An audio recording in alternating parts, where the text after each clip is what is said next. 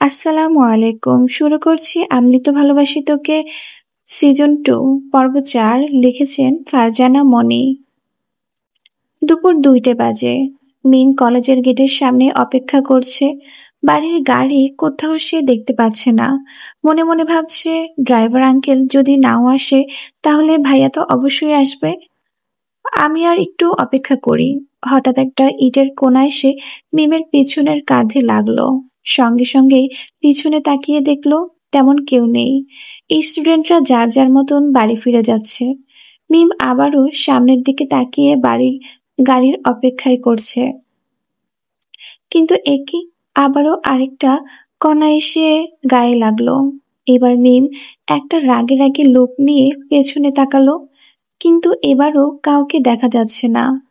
হঠাৎই বুঝতে পারলো কেউ তার পাশে এসে দাঁড়িয়েছে। পাশে তাকিয়ে সে বিস্ময় হতভম্ব। মিম কাঁপা কাঁপা কণ্ঠে বলে উঠল, আপনি? আরিফ মুচকি হাসলো, বলল, আমি। ভয় পেয়েছো? মিম তোতলাতে তোতলাতে বলল, ভয় কেন পাবো? হ্যাঁ, ভয়ে কে আছে? আপনি এখানে কি করছেন? আরিফ আবারও হাসলো, বলল, কেন, আমাকে দেখে কি খুশি হওনি? না মানে তেমন কিছু না। তাহলে কেমন কিছু? মিম বিরক্তি কণ্ঠে বলল, কোনো কিছুই না, আপনি আপনার কাজে যান, আমি এখন বাড়িতে যাব। ও তাই বুঝি? তাই। আরিফ ঠোঁটের কোণে বাঁকা হাসির রেখা টেনে বলল, ঠিক আছে, যাও তাহলে। মিম সেখান থেকে একটু সামনের দিকে এগিয়ে গিয়ে আবার দাঁড়ালো। মূলত সে আবির বা তানভীরের অপেক্ষায় করছে। হঠাৎ আরিফ পিছন থেকে বলে উঠল, কি হলো, বাড়িতে যাবে না? মিম রাগে কটমট করতে করতে বলল, সেটা নিয়ে আপনাকে ভাবতে হবে না, আপনি যেখানে যাওয়ার সেখানেই যান। আরিফ এবার রাশভারী কণ্ঠে বলে উঠল, কিন্তু তোমার আর আমার গন্তব্য যে এক। মিম কিছু বুঝতে না পেরে আরিফের মুখের পানে তাকিয়ে আছে। কি বলছে এসব পাগলটা? আস্ত একটা সাইকো। আল্লাহ, এত বড় একটা কাজিন হঠাৎ করে অ- অবতরণ করেছ। আমার উপর একটা ভালো কাজিনও তো ফালাইতে পারতা। হঠাৎ মিমের ভাবনার বিচ্ছেদ ঘটিয়ে আরিফ বলল, ভাবনা চিন্তা রেখে এবার বাইকে ওঠেন। মিম তাকিয়ে দেখল আরিফ আবিরের বাইকটিতে বসে আছে। মিম বলে উঠল, আপনি আবির ভাইয়ের বাইকে কেন এনেছেন? আরিফের শান্ত জবাব, তোমাকে বাড়ি নিতে। আপনাকে কে বলেছে আমাকে নিতে আসতে? তোমার আবির ভাইই বলেছে। আমি আপনার সাথে যাব না। তাহলে রাস্তায় পড়ে থাকো, আমি যাচ্ছি। হঠাৎ আরিফের ফোনটা বেজে উঠল। আকলিমা খান ফোনের ওই পাশ থেকে আরিফকে জিজ্ঞাসা করছে মিমকে পেয়েছে কিনা। আরিফ বিচারের সুরে বলল, ছোট মামি, তোমার মেয়ে আমার সাথে বাড়ি ফিরবে না, সে দাঁড়িয়ে আছে। আকলিমা খান বলল, বাবা, এটা ওর কাছে দাও তো। আরিফ ফোনটা মিমের দিকে এগিয়ে দিয়ে ফিসফিসিয়ে বলল, শাশুড়ি আম্মা কথা বলবে। মিম রাগী একটা লুক দিয়ে আরিফের হাত থেকে ছোঁ মেরে ফোনটা নিয়ে নিল। হ্যালো আম্মু। আকলিমা খান বলল, কিরে, তোর সমস্যা কি? আরিফের সাথে বাড়ি কেন ফিরছিস না? মিম আমতা আমতা করে বলল, না মানে আম্মু। আকলিমা খান মিমের মুখ থেকে কথা কেড়ে নিয়ে বলল, চুপচাপ আরিফের সাথে বাড়ি ফিরে আয়, আমি রাখছি। মিম রাগে রাগে দৃষ্টিতে আরিফের হাতে ফোনটা ধরিয়ে দিয়ে বাইকের পিছনে গিয়ে বসলো। আরিফ বাইকের লুকিং মিরর দেখলো মিম পিছনে ধরে কোনো রকমে বসে আছে। আরিফ মিমকে ধরে বসতে বলল, কিন্তু মিম কি কম তারা? বলল, প্রয়োজন নেই, আপনার কাজ আপনি করেন। আরিফ মিমের কথাটি শুনে সামনে তাকিয়ে চোখে সানগ্লাস দিল। হঠাৎ বাইকটি স্টার্ট দেওয়ায় মিম তার ব্যালেন্স ঠিক করতে না পেরে আরিফের কাঁধে হুমড়ি খেয়ে পড়ল। মিম ভয় পেয়ে আরিফের কাঁধে এক হাত দিয়ে শক্ত করে চেপে ধরেছে। আরিফ লুকিং গ্লাসে মিমকে এক নজর দেখে মুচকি হাসল। একটু খোঁচা মেরে বলল, গরিবের কথা বাসি হলেও ফলে। মিম মুখ বাঁকিয়ে অন্যদিকে ফিরে গেছে। আরিফ তা দেখে আরেক দফা হেসে বাড়ির উদ্দেশ্যে রওনা হলো। সারা রাস্তা মিম আর কিছুই বলেনি। মাহমুদা খানের সময়টা আজ বড্ড বেশি ভালো যাচ্ছে। নিজের বাপের বাড়ির পরিবারের সাথে সময় কাটাতে কার না বেশি ভালো লাগে। দেখতে দেখতে সময় 3টার কাটায়। 5 মিনিট হলো ওরা ফিরেছে। এসেই টুকটাক সবার সাথে কথা বলে ফ্রেশ হতে উপরে চলে গেল। মেঘ রুমে ঢুকেই দেখলো আবির মাত্র গোসল করে তোয়ালে দিয়ে চুল মুছতে মুছতে ওয়াশরুমের থেকে বের হচ্ছে। মেঘ আবিরকে দেখে কিছুটা থমকে গেছে, তাকিয়ে আছে এক অদ্ভুত মোহ মায়াময় দৃষ্টিতে। আবিরের গালের হালকা ভেজা ভেজা ছোট চাপ দাড়িগুলো মেঘকে যেন তার কাছে টানছে। আবিরের সামনের ভেজা চুল থেকে টুপটাপ বৃষ্টিধারার মতন জল গড়াচ্ছে। অদ্ভুত এক মায়া এই শ্যামকালো পুরুষের মুখে, যা দেখে চলন্ত হৃদয়টাও হঠাৎ ব্রেক ফেল করে। আবির মেঘের মুখের সামনে এক হাত নেড়ে বলে উঠল, হ্যালো ম্যাম, আপনি একটু হুঁশে ফিরলে আমার ব্ল্যাক বেল্টের ওয়াচটা খুঁজে দিন প্লিজ।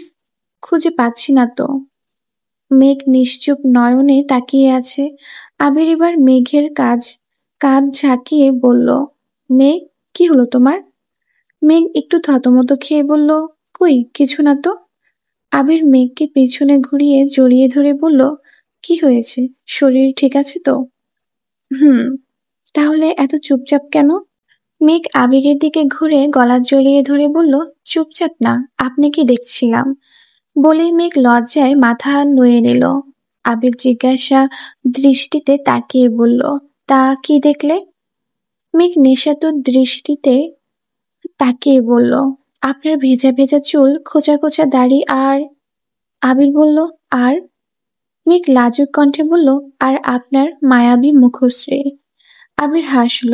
মেঘের দুগালে হাত রেখে আবির কপালে চুমু দিয়ে মজার সুরে বলল, যাক, জীবনে আর যাই করি না কেন, বউকে তো পাগল করতে পেরেছি।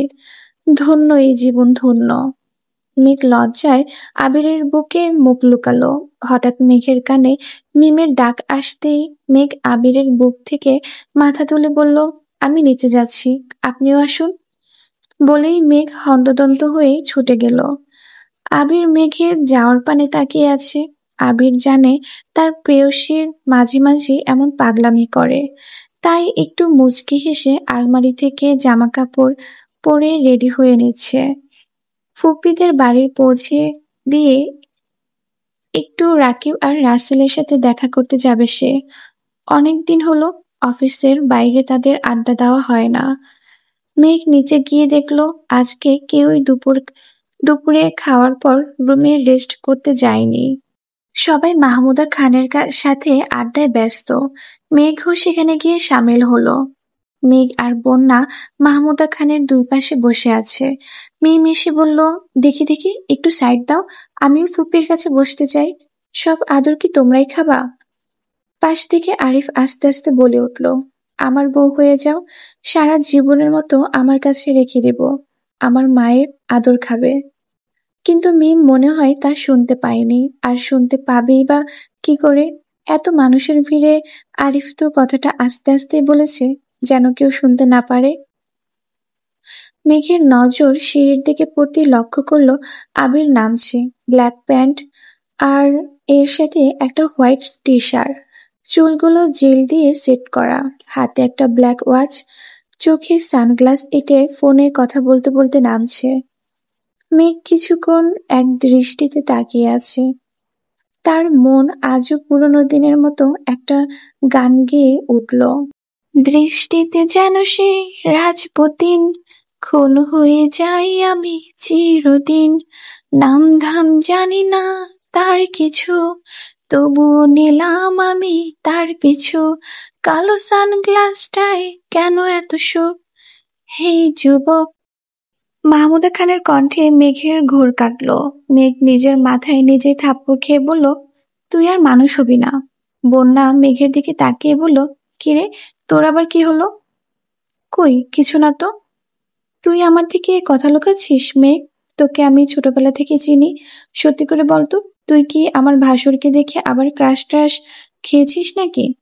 মেঘ একটু ভাব নিয়ে বলল, আমার জামাইকে দেখে ক্রাশ খাবো না তো কি তোকে দেখলে ক্রাশ খাবো? ইতিমধ্যে আবির নিচে নেমে এসেছে। মালিহা খান বলে উঠল, কিরে, কোথাও যাচ্ছিস নাকি? জি আম্মু, রাকিব রাসেলদের সাথে দেখা করতে যাব। মাহমুদা খান আবিরকে বলল, রেডি হয়ে এসেছিস, ভালো হয়েছে। মেঘ, বন্যা ও মিম সবাইকে আমি আজকে নিয়ে যেতে চাই, সাথে তুইও চল, কয়েকটা দিন ওই বাড়ি থেকে অফিসে করিস। আবির কয়েক মিনিট চুপ থেকে বলল, ফুপি, তুমি বন্যা আর মিমকে নিয়ে যাও। মেঘকে নিয়ে আমি বৃহস্পতিবার চলে যাব। জানোই তো, ও শরীর ভালো থাকে না। মিম বলে উঠল, না ভাইয়া, আমরা মেঘ আপুকে ছাড়া কোথাও যাব না। আমরা বৃহস্পতিবারই যাব। এবার মনে হয় বন্যাও একটু সাহস পেল, বলে উঠল, ফুপি, ফুপি আম্মা, আমার মেঘের সাথে একেবারে যাই। মালিহা খান উঠে গিয়ে আবিরের কান টেনে ধরল, বলল, বাড়ির খুব বড় কর্তা হয়ে গিয়েছিস তাই না? আমার ভাইজানের উপর দিয়ে যাচ্ছিস। আবির বলল, উফ, শব্দ করে বলে উঠল, আমি আসার সময় আব্বু চাচুর সাথে কথা বলে এসেছি। আবির মাহমুদা খানকে বলল, ফুপি, মেঘ আমাকে আগে জানিয়েছিল যে তুমি ওদের নিতে এসেছো এবং বাকি সবাইকে শুক্রবার যেতে বলেছো। আমি তাই আসার সময় আব্বু চাচুর সাথে এই ব্যাপারে কথা বলে এসেছি। তারাও আমার সাথে একমত। তারাও চায় ওরা বৃহস্পতিবারই যাক আর বাকিরা শুক্রবার পৌঁছে যাবে ইনশাল্লাহ। মাহমুদা খান কিছুটা মন খারাপ করে বলল, ঠিক আছে, তাই হবে। আবির উঠে গিয়ে মাহমুদা খানের সামনে ফ্লোরে হাঁটু গেড়ে বসে পড়ে। মাহমুদা খানের হাতটাকে তার নিজের হাতে নিয়ে শীতল কণ্ঠে বলল, প্লিজ ফুপ্পি, মন খারাপ করো না। বৃহস্পতিবার ওদেরকে নিয়ে আমি সকাল সকালই পৌঁছে যাব। ইদানিং অফিসের কাজে আমি প্রচুর ব্যস্ত থাকি। এই সময় মেঘকে নিয়ে আমি আর বাড়তি কোনো টেনশন করতে চাই না। প্লিজ একটু বোঝার চেষ্টা করো। মাহমুদা খান মুখে হাসি এনে বললেন, ঠিক আছে বাবা, তুই কিন্তু বৃহস্পতিবার ওদেরকে নিয়ে সকাল সকালে চলে যাবি। আমাকে যেন বারবার কল দিতে না হয়। আবির হাসলো। পিছন থেকে আরিফ মাহমুদা খানের কাঁধে এক হাত রেখে বলল, আম্মু, তুমি একটু টেনশন করো না। ভাইয়া যদি যেতে লেট করে আমি নিজে এসে ওদেরকে নিয়ে যাব। এই পর্যায়ে সকলেই একটু হাসলেন। আবির ও মাহমুদা খান উঠে দাঁড়ালেন। মাহমুদা খান সবার কাছ থেকে বিদায় নিয়ে এবার রওনা হবে। আবিরও যাচ্ছে তাদের পৌঁছে দিতে। অবশ্য মাহমুদা খান অনেকবার আবিরকে মানা করেছে, কিন্তু আবির শুনতে নারাজ। আরিফও একে একে সবার থেকে বিদায় নিয়ে মিমের কাছে গেল। একটু কাছাকাছি দাঁড়িয়ে ফিসফিসিয়ে বলল, জান, আর মাত্র কয়েকটা দিন। আমার বাড়িতে গেলে তোমাকে না রাখতে পারলেও তোমার মনটা ঠিকই রেখে দেব। মিম মুখ বাঁকিয়ে অন্যদিকে তাকিয়েছিল। আরিফের এসব ফাজলামি কথা শুনে রাগে রাগে লোক নিয়ে আরিফের দিকে তাকালো। আরিফ মিমের দিকে তাকিয়ে চোখ মেরে বলল, লাভ ইউ। মিম আরিফের কর্মকাণ্ড দেখে চোখ গোল গোল করে তাকিয়ে আছে। এক নজর আশেপাশে সবার দিকে তাকিয়ে আরিফের যাওয়ার পানে দেখল। নির্লজ্জ লোক একটা, মুখে কিছু আটকায় না মনে মনে বলে উঠল মিম। আবির মাহমুদা খানকে বাড়িতে পৌঁছে দিয়ে জান্নাতের সাথে কয়েকটা কথা বলে বের হয়ে আসলো। রাকিব, লিমন, রাসেল, মোবারক তার জন্য অপেক্ষা করছে। প্রায় সন্ধ্যা 6টা বাজে। বন্যার মনটা কিছুটা ছটফট করছে। বিয়ের পর গত এক সপ্তাহে তানভীর তার কাছাকাছি ছিল সব সময়। আজ থেকে দৈনন্দিন জীবনে ফিরে গেছে তানভীর। তানভীর একটা সরকারি চাকরি করে। প্রতিদিন 5টায় তার অফিস ছুটি হয়ে যায়। এখন সময় সন্ধ্যা 6টায় কাটায়। বন্যা যখন এসব ভাবনায় মগ্ন, তখনই একটা শক্ত পুরুষালী হাত তার কোমর পেঁচিয়ে ধরল। মুহূর্তেই বন্যার শরীরটা ভয়ে ঝাঁকুনি দিয়ে উঠল। বন্যার ঘাড় ঘুরিয়ে পেছনে তাকাতে চাইতেই তার গালে ভেজা ভেজা চুলের শীতল স্পর্শ ঠেকল। শরীর থেকে ছুটে আসছে অন্যরকম একটা ঘ্রাণ, যে ঘ্রাণে বন্যার প্রতি অতি পরিচিত। এই ঘ্রাণ কোনো দামি পারফিউম নয়, এই ঘ্রাণ তার প্রিয় পুরুষ তানভীর খানের। বন্যা বুঝতে পেরে আবেশে চোখ বন্ধ করে নিল। তানভীর তার ভেজা গালগুলো বন্যার গালের সাথে ঠেকিয়ে বলে উঠল, মিস ইউ বউ। বন্যা একটু লাজুক হেসে বলল, মিস ইউ টু। বন্যা এবার তানভীরের দিকে ঘুরে গলা চড়িয়ে বলল, কখন এসেছেন? আমি তো দেখলাম না। তানভীর মুচকি হেসে বলল, তুমি রান্নাঘরে ছিলে। ও, এবার ছাড়ুন। চা বা কফি আনবো? না, আমি বের হব একটু, আবির ভাইয়া অপেক্ষা করছে। ও, তাহলে ঠিক আছে, যান। বন্যা, শোনো। হুম। বনু কই? রুমে আছে হয়তো।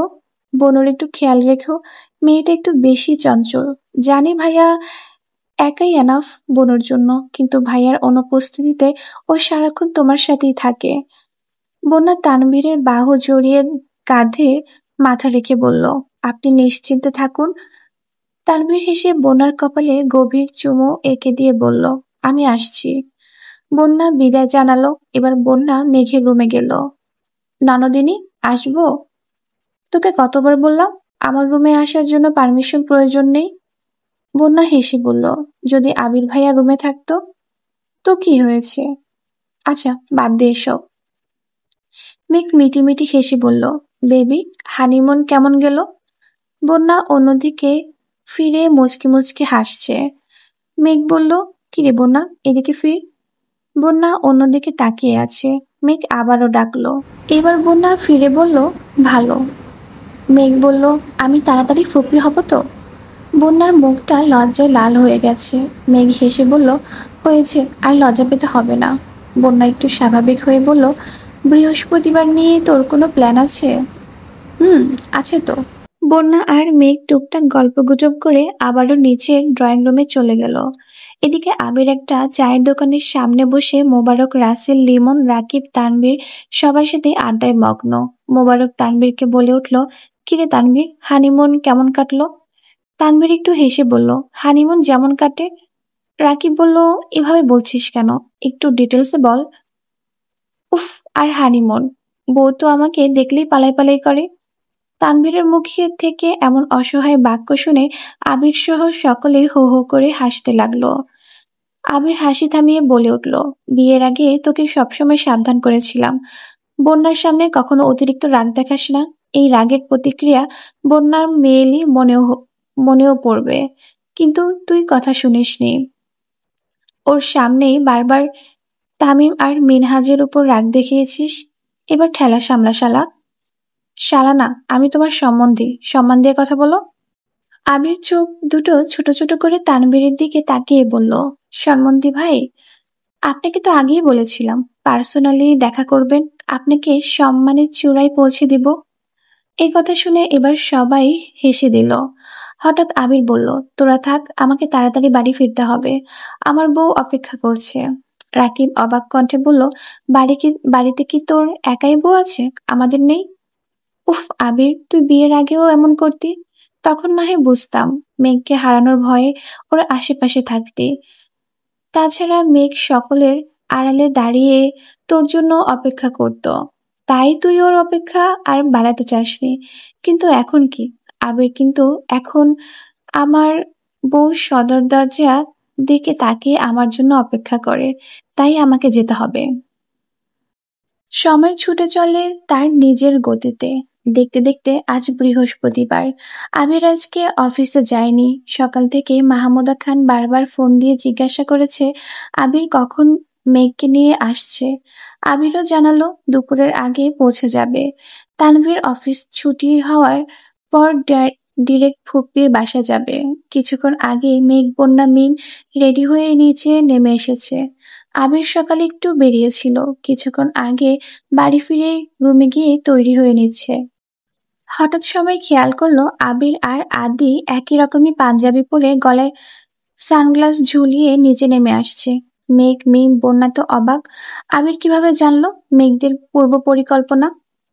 মেঘ, মিম আর বন্যা প্ল্যান করেছিল যে আজকে একই রকম ড্রেস পরে সবাইকে অবাক করে দিবে, তাই সকলের অগোচরে অনলাইন থেকে 3টা ড্রেস অর্ডার করেও এনেছে। ওরা এখন সেই ড্রেস পরে অবাক হয়ে আবিরের দিকে তাকিয়ে আছে। কিন্তু এ কি, আবির ভাই তো নিজেই ওদের অবাক করে দিয়েছে। আবির নিচে নেমে এসে মেঘের সামনে দাঁড়িয়ে মেঘের হাওয়া মুখটা আঙ্গুল দিয়ে বন্ধ করে দিল। সকলেই মুখ টিপে হেসে দিল। ওরা রওনা হলো মাহমুদা খানের বাড়িতে। কিছুক্ষণের মধ্যে পৌঁছেও গেল। মাহমুদা খান তো ওদের দেখে মহা খুশি। আরিফ মিমের সামনে দাঁড়িয়ে সকালের উদ্দেশ্যে মিমের দিকে তাকিয়ে বলল, ওয়েলকাম ম্যাডাম। মিম জানে কথাটা আরিফ কাকে উদ্দেশ্য করে বলেছে। মিম মুখ বাঁকিয়ে মাহমুদা খানের কাছে চলে গেল। আরিফের ঠোঁটের কোণে দেখা গেল বাঁকা হাসির রেখা। জান্নাত এসে একে একে মিম, বন্যা, মেঘকে জড়িয়ে ধরল। ইতিমধ্যে আইরিনও রুম থেকে বেরিয়ে দৌড়ে এসেছে। আজ বৃহস্পতিবার হওয়ায় আসিফ বাড়িতেই আছে। মাহমুদা খান ওদের সবাইকে ভিতরে নিয়ে গেল। দুপুরে খাওয়া দাওয়া করার পর সবাই কিছুটা রেস্ট নিয়ে আবারও আড্ডায় বসেছে। মেঘ তো রেস্ট করতে যেতেই চায় না। আবির এক প্রকার মেঘকে জোর করেই নিয়ে গেছে। সর্বদা মেঘের প্রতি আবির যত্নশীল, কিন্তু বর্তমানে যত্নের পরিমাণটা যেন আরো বেড়ে গেছে। আজকাল কোনো কারণেই আবির মেঘের উপর রাগ দেখায় না। নিজেকে সর্বদাই শান্ত এবং ধৈর্যশীল রাখার চেষ্টা করে। আবির সবসময় চায় তার অষ্টাদশী খুশি মুখে থাকুক। কিন্তু বর্তমানে মেঘের এতটাই মুড সুইং হয় যে তার মুড আবির নিজেই বুঝতে পারে না। মেঘের মুডের অবস্থা এখন এই ভালো তো এই খারাপ। এই যে কিছুক্ষণ আগের কথা, মেঘকে দুপুরে খাওয়ার পর রেস্টের জন্য আবির রুমে আসতে বলায় এখন মেঘের মন খারাপ। অন্যদিকে ঘুরে শুয়ে আছে, আবিরের দিকে তাকাচ্ছেই না। আবির জোর করে মেঘকে নিজের দিকে ফিরিয়ে বুকে নিয়ে শুয়ে আছে। বন্যা আর মিম এক রুমে আছে। দুজনের গল্পের মাঝে হঠাৎ ঝংকার তুলে বন্যার ফোনটি বেজে উঠল। বন্যা ফোনটি হাতে নিয়ে দেখলো তানভীর কল দিয়েছে। তাই ফোন নিয়ে বেলকনির দিকে গেল। বন্যার কাণ্ডে মিম মিটিমিটিয়ে হাসছে। বন্যা বলল, আসসালামু আলাইকুম। তানভীর মৃদু হেসে উত্তর দিল, ওয়ালাইকুম আসসালাম। কি করছো? তেমন কিছু না, মিমের সাথেই গল্প করছিলাম। তানভীর বলল, ও খেয়েছো? একটু আগে। আপনি খেয়েছেন? হুম। ওদের কথোপকথনের মাঝখানে মিম বলে উঠল, বৌমনি তুমি কথা বলো, আমি একটু ছাদ থেকে ঘুরে আসছি। বন্যা ইশারায় জানালো, ঠিক আছে। মিম ছাদের দিকে চলে গেল। মাহমুদা খানের বাগানে নানা ধরনের ফুল দেখেই মনটা জুড়িয়ে যায়। গোলাপ, গাঁদা, কাঠগোলাপ, হাসনা হেনা, জবা সহ রং বেরঙের ফুল। মিম আলতো আলতো করে ছুঁয়ে দিচ্ছে সকল ফুলগুলোকে। মিম একটা গোলাপ ছিঁড়তে যাবে, ঠিক তখনই কেউ কর্কশ কণ্ঠে বলে উঠল, এই মেয়ে, ফুল ছিঁড়ছ কেন? হঠাৎ করে এই দুপুরবেলা ছাদে কারো কণ্ঠ পেয়ে মিম ভয়ে চিৎকার করে উঠল। সঙ্গে সঙ্গে একটা হাত মিমের মুখ চেপে ধরল। মিম ভয়ে চোখ খিচে আছে। আরিফ মিমের ভয়ার্ত মুখের পানে দৃষ্টি রেখে বলে উঠল, দিনের বেলায় আমাকে দেখলে তোমার এত ভয় লাগে, তাহলে রাতে? এইটুকু বলে আরিফ খেয়াল করলো মিম পিটপিট করে তাকাচ্ছে। মিম চোখ খুলে দেখলো আরিফ ঘোর লাগা দৃষ্টিতে তাকিয়ে আছে। মিম আরিফের চোখের পানে তাকিয়ে ভয়ার্ত চোখে জিজ্ঞাসা করলো, আপনি? আরিফ একটু রহস্যময় হেসে বলল, আমি। ভয় পেয়েছো জান? মিম নিজেকে একটু সামনে দাঁত খিচিয়ে বলে উঠল, ভয় পাবো কেন? আর আপনি কোথা থেকে একটু পরপর উদয় হন বলুন তো? আরিফ বলল, তোমার হৃদয় থেকে, তোমার অন্তর থেকে। মিম একটা দীর্ঘ শ্বাস ফেলে বলল, পাগল লোক। আরিফ বলল, আমি পাগল না, তুমি পাগল। কারণ তুমি বুঝতে পারো না যে তোমার ভেতরেই আমি উদয় হই, আবার তোমাতেই অস্ত যাই। তুমি কবে তোমার মনের কথা শুনবে বলো তো? মিম এবার রেগে মেগে বলল, এই, আপনাকে কে বলেছে যে আমি আমার মনের কথা শুনি না? আরিফ বলল, শোনো বুঝি। বলতে বলতে আরিফ কিছুটা মিমের সামনে চলে আসলো। মিমও আরিফের সাথে তর্ক করতে করতে পিছনে পিছাচ্ছে। হঠাৎই আরিফ মিমের পিছনের ছাদের কার্নিশে দুই হাত রেখে বলল, মিম, আর না। মিম একটু পেছনে ঘুরে দেখলো ও আস্তে আস্তে ছাদের একেবারে কিনারায় চলে এসেছে। বুঝতে পেরেই একটা ভয়ার্ত ঢোক গিলল। আরিফ মিমকে এক টান দিয়ে সামনের দিকে ঘুরিয়ে বলল, জান, একবার আমার হয়ে যাও, সারা জীবন যত্ন সহকারে রেখে দিব। যত খারাপ পরিস্থিতি আসুক না, কখনোই তোমার হাত ছাড়বো না।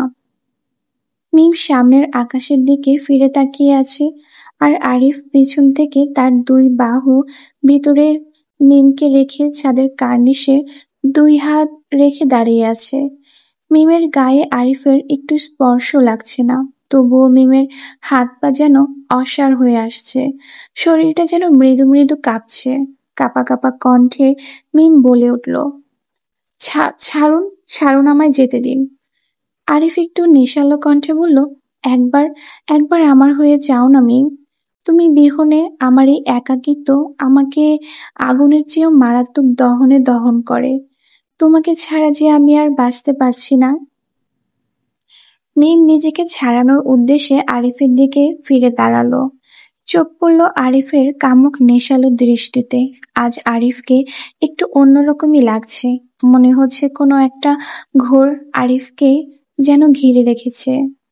মিম কিছু বলার জন্য ঠোঁট ফাঁকা করতে আরিফ মিমের ঠোঁটে এক আঙ্গুল ছোঁয়ালো। মিম লক্ষ্য করল আরিফের চোখ দুটো আজ ঘোলাটে। মনে হচ্ছে সারা রাত ও ঘুমায়নি। কেমন একটা নেশাক্ত দৃষ্টি দিয়ে তাকিয়ে আছে মিমের মুখের পানে।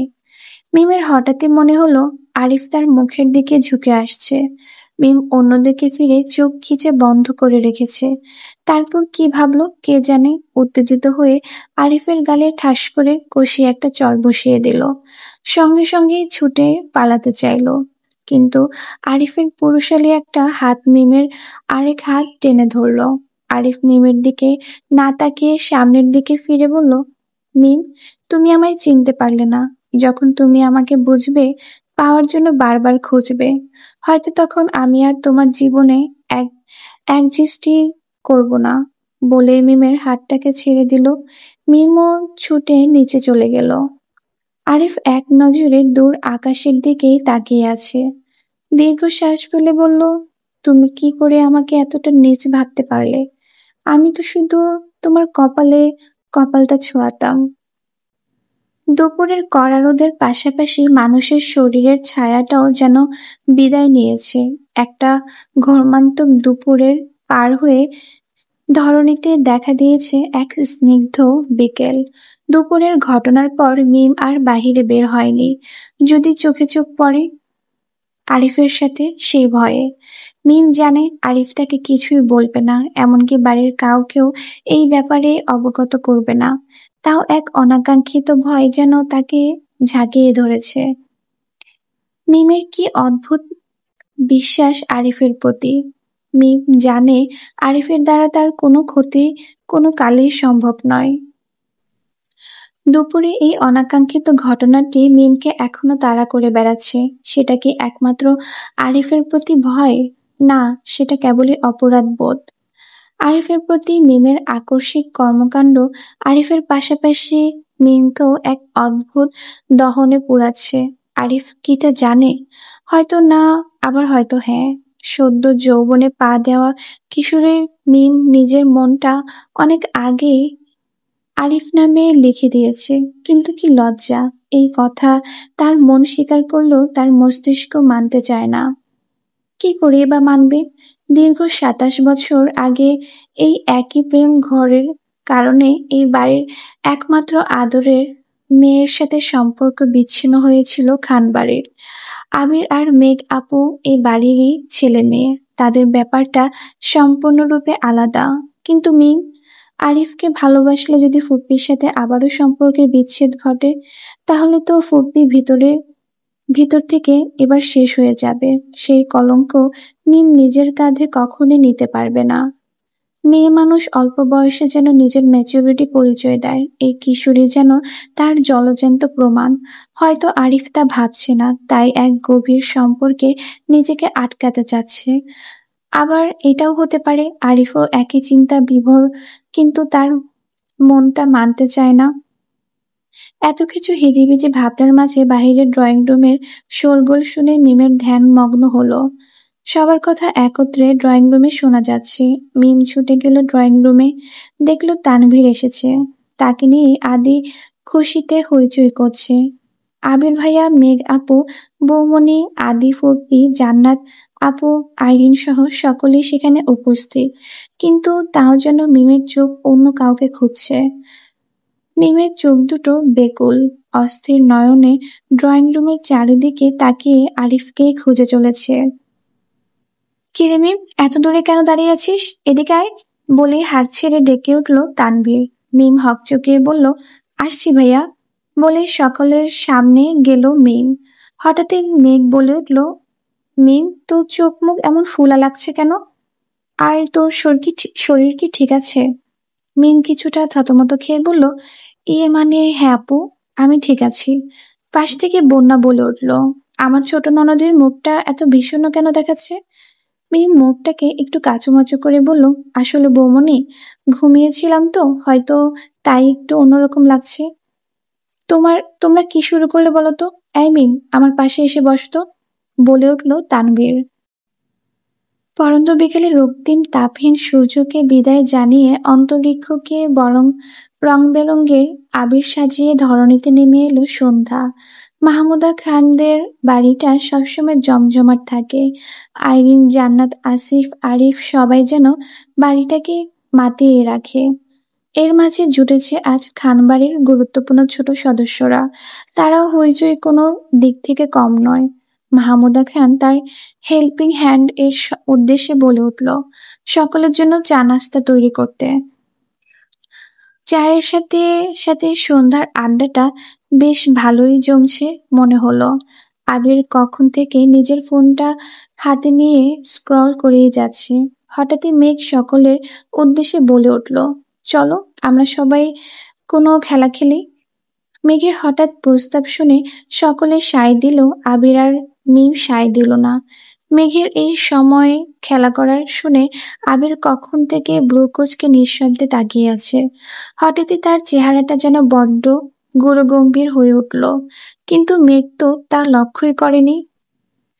মেঘ তো মিমের সাথে কথা বলায় ব্যস্ত। কি রে মিম, তুই খেলবি না কেন? তোর আজ আবার কি হলো বলতো? বলে প্রশ্নের তীর ছুড়ে দিল মিমের দিকে। মিম একটু ইতস্ত কণ্ঠে বলে উঠল, না আপু, তেমন কিছু না। মেঘ চোখ ছোট ছোট করে মিমের মুখ পানে তাকিয়ে আছে। বলল, তোর মতিগতি আমি ঠিক বুঝতে পারতেছি না।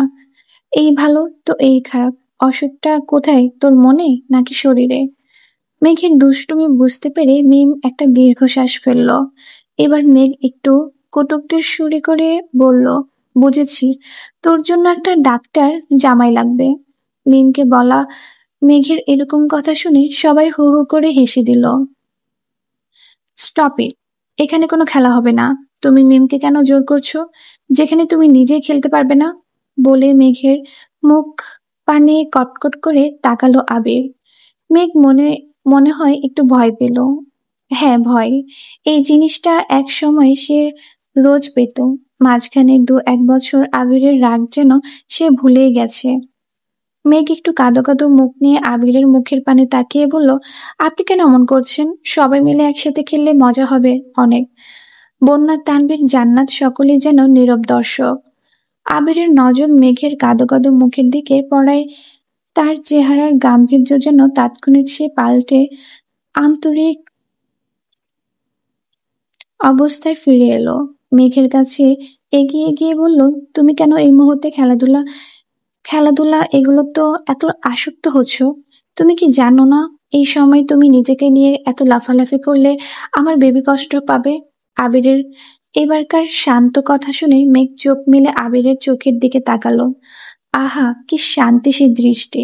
একটু আগের রাগী চেহারাটা যেন তারই নাই। আসলে একটু আগে যখন আবির ফোন স্ক্রল ছিল তখনই খবর পেল আজ অফিসে একটা ছোটখাটো ঝামেলা হয়েছে। সেটা নিয়ে মূলত আবিরের মেজাজ গরম, হয়তো অন্য কারোর উপর রাগটা ভুলভাল জায়গা দেখিয়ে ফেলেছে। আবির মেঘকে শান্ত করতে চাইলো। শান্ত হওয়ার বিনিময় মেঘ আবিরের বাহু জড়িয়ে আবারও বলে উঠল, আপনি কেন এত রাগ করছেন? আমরা তো ট্রুথ অ্যান্ড ডেয়ার খেলতে পারি। আবির একটু চুপ করে থেকে বলল, ঠিক আছে খেলো, বাট আমাকে ডাকবে না এসবে। তানভীর আবিরের হাত জড়িয়ে বলল, ভাইয়া, তুমি না থাকলে খেলায় কোনো মজা আসবে না। বলে জোর করে মেঘের পাশে বসিয়ে দিল আবিরকে। আবির মেঘের পাশে বসে লক্ষ্য করলো মেঘের মন খারাপ হয়ে গেছে। সকলের অগোচরে আবির মেঘের এক হাত শক্ত করে ধরে আছে এখনো। আবির আস্তে আস্তে মেঘকে বোঝালো, জানালো যে অফিসের কাজে ডিস্টার্ব থাকার কারণে মেজাজটা হঠাৎই চড়ে গিয়েছিল। এবার মেঘের মুখটা একটু শিথিল হয়ে আসলো। পাশ থেকে জান্নাত বলে উঠল, এই যে ভাইয়া আর ভাবি, আপনাদের প্রেম করা শেষ হলে খেলায় মনোযোগ দিন। আবির আর মেঘ একটু হাসলো, মনোযোগ দিল খেলায়। কিন্তু মিমের মন যেন আজ তার কাছেই নেই। যদিও থাকে, তার মন আজকাল তার কথা না শুনে যেন অন্য পুরুষের কথা শুনছে।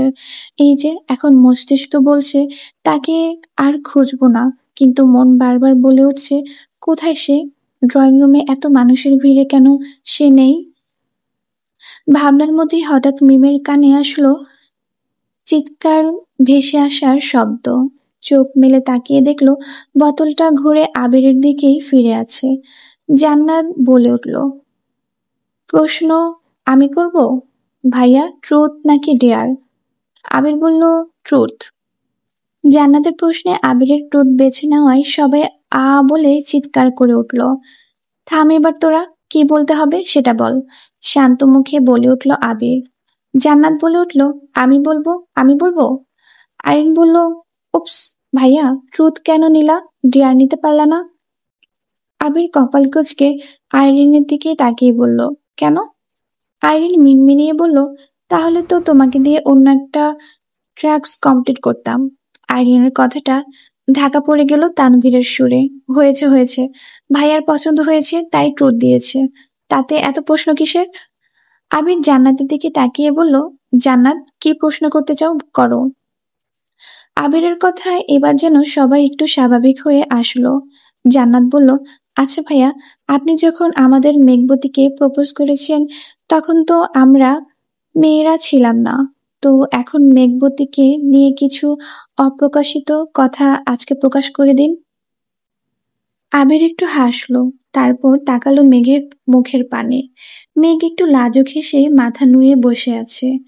আবির কিছুক্ষণ থেমে তারপর বলা শুরু করলো, মেঘ, তোমাদের সকলের কাছে এই নামটা ছোট, ছোট একটা শব্দ হলো আমার কাছে এটার বিশালতা অনেক। এই মেঘ নামক মূল্যবান মানুষটাকে আমি বহু বছর, গত 16টি বছর হৃদয়ের মাঝে একটু একটু করে যত্নে পুষেছি। আমার সারা জীবনের সকল পূর্ণতার মাঝে শ্রেষ্ঠ পূর্ণতা আমার কাদম্বিনী। আমার সকল অপূর্ণতার মাঝেও শ্রেষ্ঠ পূর্ণতা আমার স্প্যারো। মেঘ একটু কাঁদো কাঁদো মুখ নিয়ে আবিরের মুখের পানে তাকিয়ে আছে। আবির মেঘের দিকে পাশে ঘুরে মেঘের 2 হাত নিজের হাতে নিয়ে বলল, মেঘ, আমার দিকে তাকাও। ততক্ষণে মেঘের চোখ দিয়ে নোনা জল গড়িয়ে পড়েছে। আবির মেঘের চোখটা মুছে দিয়ে মাথা দিয়ে ইশারা করে বুঝালো, না। তারপর আবির মেঘের চোখে চোখ রেখে বলে উঠল, আগে তো বলেছি, তোমার চোখে তাকিয়ে মিথ্যে বলার সাধ্য আমার নেই। মেঘ সুস্থির নয়নে তাকিয়ে আছে। ভালোবাসি, ভীষণ ভালোবাসি আহিয়ার আম্মু, আমৃত্যু ভালোবেসে যাব। হঠাৎই মেঘ ফুপিয়ে কেঁদে উঠল। আবিরও মেঘকে কাছে টেনে বুকে জড়িয়ে নিল। সবাই একটা নীরব দৃষ্টি থেকে বেরিয়ে জোরে জোরে হাততালি দেওয়া শুরু করলো। আসিফ তো ঠোঁটে আঙ্গুল দিয়ে মুহূর্তে সিটি বাজানো শুরু করলো। এসব দেখে মেঘ কিছুটা লজ্জায় পড়ে গেল। আবির পরিস্থিতি স্বাভাবিক করার জন্য তানভীরকে বলল, হা করে তাকিয়ে না থেকে বোতলটা ঘোরা, বেয়াদব। আবিরের কথায় যেন তানভীরের টনক নড়ল। এবার বোতলে ঘোরাতেই বোতল গিয়ে পড়ল মিমের দিকে।